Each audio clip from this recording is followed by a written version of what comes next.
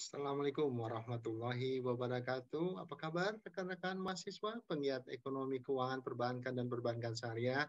Jumpa lagi ya dengan saya. Kali ini kita akan melanjutkan bagaimana mengimplementasikan, bagaimana menyusun bisnis model Canvas.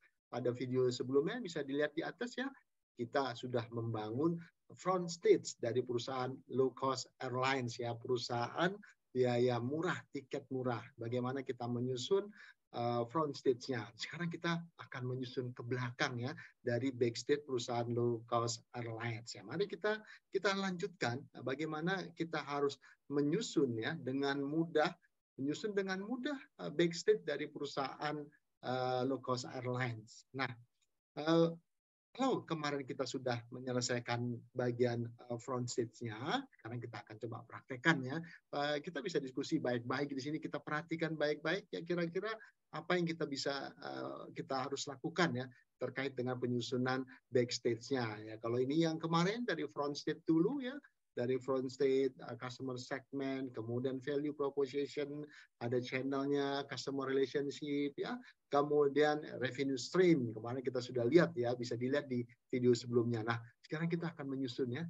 Akan menyusun apa? Backstage-nya. Dimulai dengan key resources. Nomor 7-nya key activities ya. Nomor 8-nya itu adalah key partner ya. Yang terakhir adalah cost structure. Nah, yang sebelah kiri nomor 6, 7, 8, 9 itu merupakan bagian backstage dari bisnis model Canvas. Nah, ini jadi menarik ya. Mudah-mudahan kemarin masih ingat bagaimana bisnis model Canvas itu kita bangun di front stage-nya ya. Penumpang yang berorientasi kepada harga murah. Itu customer segment. Itu target market kita ya. Kemudian kita harus membuat value proposition-nya. Otomatis value proposition-nya adalah harga. Harganya bagaimana? Tiket yang terjangkau bagi customer segmen kita. Kemudian channel yang kita gunakan juga harus efisien dan efektif ya. Harus menggunakan website, kemudian aplikasi, kerjasama ya dengan pihak lain ya. Untuk apa? Agar kita bisa memanage, mengelola harga tiket kita. Semua relationship-nya juga beda ya, banyak cara yang kita bisa lakukan. Dan revenue stream-nya kita tidak bisa mengandalkan penjualan harga tiket saja. Harus banyak variasi-variasi revenue stream ya, bisa melalui penjualan makanan, pembelian bagasi, pilihan kursi, ya, menjual merchandise juga bisa kita lakukan. Nah, sekarang kita akan fokus ya ke backstage-nya. Mulai dari key resources. Ya, kira-kira bisnis kita low cost airlines ini ya, apa key resources yang kita butuhkan? Nah, kalau kita lihat di sini aktivitas penerbangan, kita mesti paham ya aktivitas penerbangan itu apa yang memiliki biaya paling besar ya.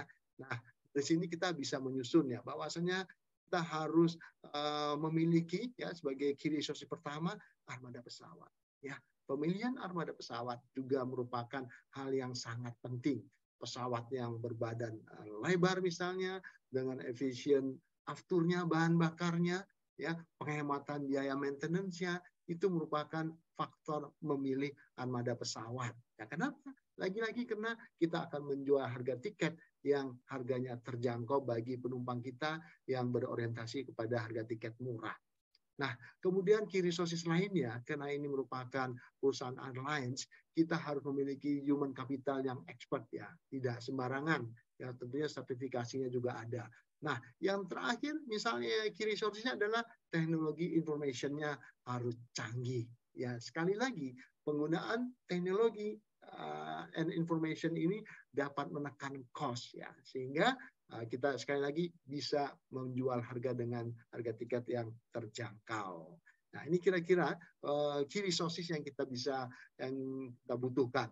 Nah, kemudian key activities apa nih yang mendukung value proposition. Jadi jangan lupa ya rekan-rekan mahasiswa, penggiat ekonomi keuangan perbankan dan perbankan syariah, semua yang kita buat di backstage ya, key resources ini harus mengacu kepada value proposition kita. Jadi key resources kita itu harus bisa membuat harga tiket menjadi terjangkau. Begitu juga key activities kita ya harus bisa membuat harga tiket ini menjadi terjangkau. Ya, Jadi sasarannya sama. Sehingga dengan value proposition ini, ya kita bisa mendukung, kita bisa mensupport customer segmen kita dengan tepat sehingga kita bisa memberikan pelayanan bukan hanya murah dalam harganya tapi tetap baik dalam kualitas layanannya. Nah, kita kembali ke key activities-nya. Key activities itu banyak ya, di grounded, ya di daratan dan juga di udara. Nah, jadi kita bisa lihat bagaimana key activities yang kita lakukan adalah bagaimana memanage penerbangan. Ya, kalau perusahaan low cost ini tentunya tidak memiliki armada yang sangat banyak ya, berbeda dengan perusahaan-perusahaan penerbangan lainnya. Jadi kita harus bisa memanage penerbangan ini dengan baik supaya tidak terjadi delay ataupun keterlambatan. Jadi manajemen penerbangan itu merupakan hal yang harus dikelola dengan baik. Nah, kemudian aktivitas penjualan tiket ya. Aktivitas penjualan tiket ini juga karena sifatnya masif dan massal juga harus baik. Jangan sampai terjadi banyak komplain ya sehingga menghambat penjualan tiket kita. Nah, yang paling penting juga biaya perawatan armada. Ini juga harus dikelola dengan baik ya. Cari yang murah tetapi tetap menjamin keselamatan penerbangan. Nah, adanya call center itu juga merupakan kegiatan yang termasuk key activities. Nah, jadi ini sudah terlihat ya rekan-rekan mahasiswa, ini semua tetap mengacu kepada mana? Kepada value proposition. Ya, yang key resources juga mengacu kepada value proposition. Nah, ini uniknya dari Backstage ini ya adalah mensupport ya, mendukung dalam meng-create value proposition tadi ya. Nah, sekarang kita lanjutkan ke blok selanjutnya yaitu key partner. Nah, sekali lagi key partner juga harus mendukung ya terdapatnya, tercapainya, terciptanya value proposition. Nah, pihak-pihak mana yang terlibat ya?